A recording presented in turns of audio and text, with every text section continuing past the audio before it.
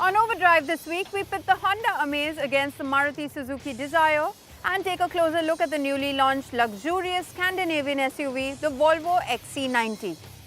Hello and welcome to Overdrive. I am Soini Dutt. In the Indian compact sedan space, the Honda Amaze and the Maruti Suzuki Dzire have been long-standing competitors. They both offer a good blend of styling, performance as well as efficiency. But it's time to find out which one offers you best value for money. You keep hearing over and over again that sedans are dead, but it seems like no one told that to these two. The Maruti Suzuki Dzire sold over 1.67 lakh units in 2024, and Honda's gone to the trouble of creating an all-new Amaze.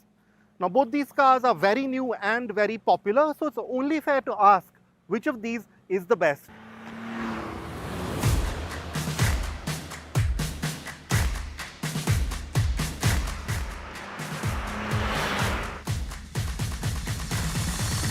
The Dzire and Amaze are within millimeters of each other. It may not look like it, but the Dzire is 25 mm taller, which shows that Maruti Suzuki has done a pretty good job of creating a proportional shape of this small sub 4 meter footprint.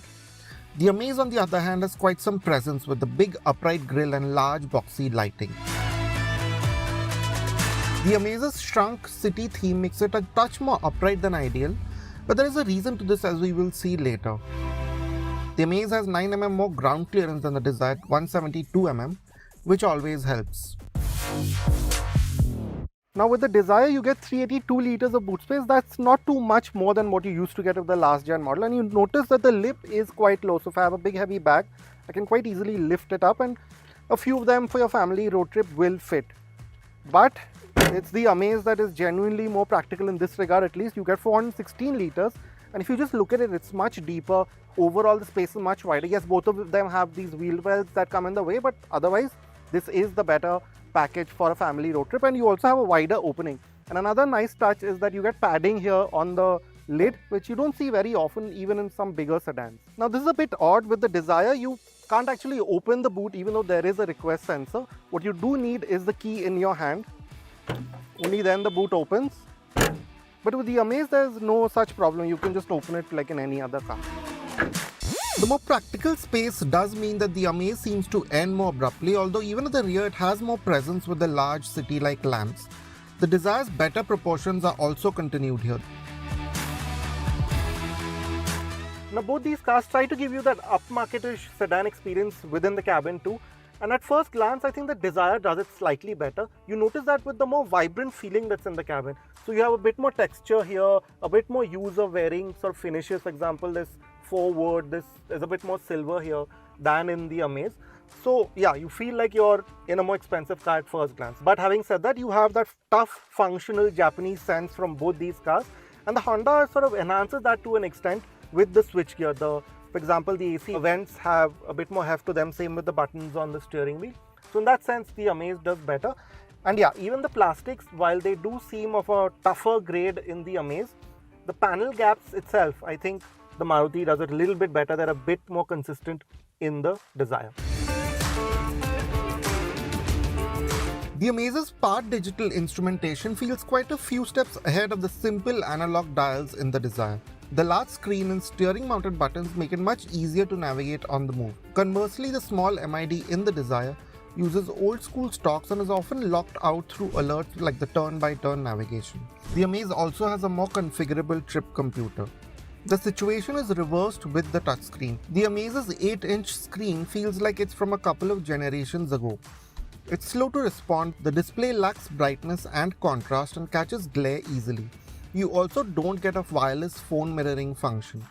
The Desire's 9-inch unit makes life much easier with the wireless function, sharper display, and is much more responsive and thoughtfully laid out. As you might expect, it's the Honda that is slightly more practical. The door bins hold stuff easier. The wireless charger is better placed. You have a bit more space for you in the central sort of tunnel. The Dzire may be smaller inside, but it makes up for this by offering some popular features like a sunroof and the more modern screen. Other than this, here's what you can expect from both.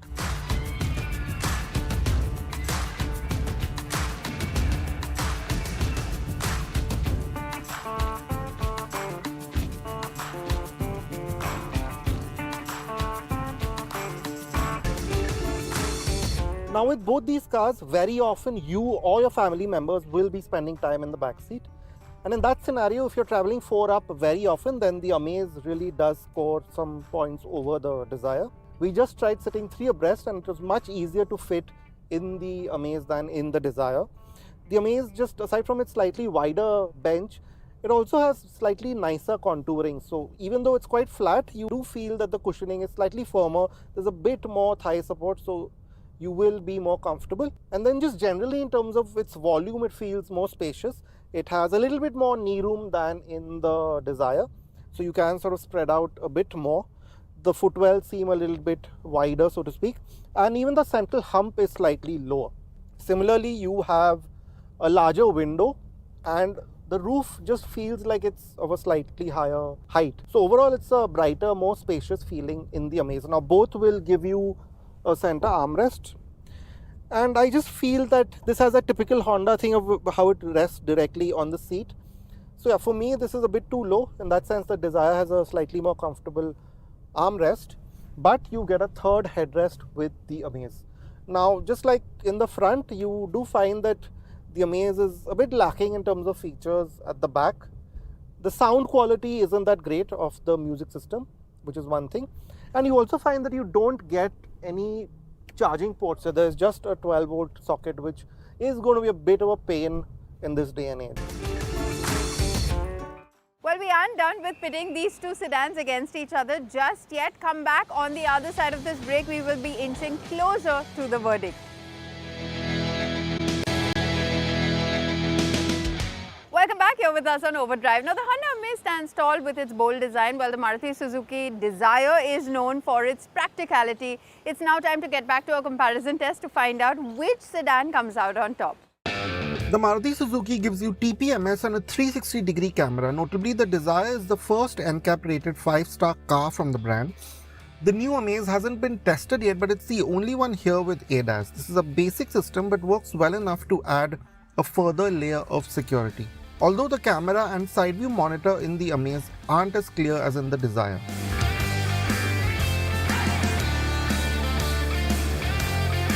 Now, while the Dzire may not have outright space, it does make you feel a bit more comfortable on the move.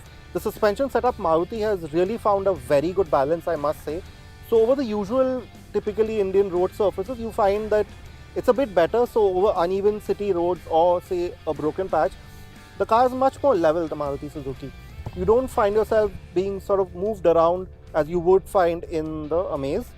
And even over say expansion joints or slightly bigger bumps, you find that the Dzire filters it out a bit better. The Amaze, it sort of crashes through them, which doesn't feel really quite nice or comfortable. Both the cars here come with a 1.2-litre engine and a 5-speed manual, but a significant difference now is that the Dzire has moved to the new 3-cylinder Z series engine, while the Amaze continues to be a 4-cylinder. The Amaze has the edge on paper with its 90 PS and 110 mm, while the Dzire has a slight torque advantage with its 82 PS and 112 Nm. But as our real-world acceleration times show, there's not much to choose between these in outright performance. The clutch on the Dzire isn't as progressive as we would like it to be, so it's a bit difficult in that car. And of course, the gear shifts, Honda is legendary for that. They have a degree of precision that the Maruti Suzuki somewhat lacks. And yeah, it becomes very easy to slot into gear and very light, of course. Now, Maruti Suzuki has done some work on refining this new motor from when it first debuted on the Swift, but it's still some way behind the smooth, near-silent operation that the Amaze manages at low speeds. There is still notable vibrations at idle and a gruff note, although the difference reduces as you rev both engines out. But the Dzire has one big trick up its sleeve which more or less seals the deal. The new motor is astonishingly efficient. You can expect over 20 kmpl in regular driving without much effort. The Amaze can't get anywhere near this with its 15 km per litre overall efficiency. Now the Dzire might not be that easy to get off the line, but once it's on the move, it actually has slightly better low-end performance, very marginally. But then it's pretty much the Honda that shines with that really quite potent mid-range. You're sometimes caught by surprise by just how much torque this car is putting out in the mid-range, especially when you know that this isn't a turbo like many other cars are at this price point. Which means that driving around in the city, or even when you want to say pick up speed on the highway, it's a bit easier in the Amaze. And I must say that both do keep pulling to about say 5-ish, 5,500, but then sort of flatten out towards the red line. Yes, this Amaze has a slightly higher red line. It revs to 6,500, unlike the 6,000 of the Maruti Suzuki, but I don't think that will be much of a bother to any of you. Now the Amaze's better mid-range ability is sort of highlighted by the Desire's shortcomings. It has a bit of a dull spot, say around 2.5 to 3,000 RPM, that can get a bit pronounced once you've lived with the Dzire for a long time. It's amazingly tractable. You can use third gear for most of your city driving, while the Dzire needs a bit more shifting. We saw the Amaze go from the high teens to over 120 kmph in just this one gear. The Amaze's blockier front and slightly higher seating makes it a bit better in terms of maneuverability in traffic, but with their compact sizes, both these cars feel right at home on our tight streets. This might come as a bit of a surprise considering there's a Honda at the other end, but it's this Dzire that actually feels the more fun to drive. Now the Dzire, for example, feels a lot more cohesive, a lot better tied down, which is quite surprising considering this also has the more mature ride quality. Anyway, you find that the Dzire rolls much less than the Amaze. There is a more cohesive, tied down feel to it, which is really quite fun. It gives you that sprightly, fun nature that you have somehow in most Maruti Suzuki cars. That's still very much retained.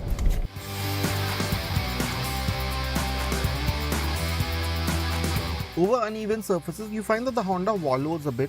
Around corners, the Amaze can find it more difficult to contain its mass within itself, whereas the Dzire feels more secure. Generally, the Amaze feels like the heftier car, although the Dzire has closed the gap from earlier noticeably. It feels a touch more direct, it feels a bit more natural in how it recenters. Thankfully, the Dzire actually recenters unlike a lot of earlier Marutis, so that's good. And both of them also weigh up pretty similarly on the highway to give you a fairly secure, if not very direct feel. And then when you do speak about braking, there too, both of them are within meters of each other in terms of our tested times, so there's really not much to choose. Priced at 11.27 lakh for this top ZXi Plus trim, the Maruti Suzuki Dzire is 46,000 less than the Honda Amaze ZX seen here. Yes, the Amaze is the more practical car with the more refined, tractable motor, but the Dzire seems to just edge it with its great mileage, more modern features and better driving dynamics. And for those of you who believe that sedans just don't cut it anymore, both these cars seem as relevant as ever on our roads. Well, it's time to head into our final commercial break here on the show, but don't go anywhere because on the other side of this break, we're going to get you up and close to a Scandinavian luxurious SUV, the XC90.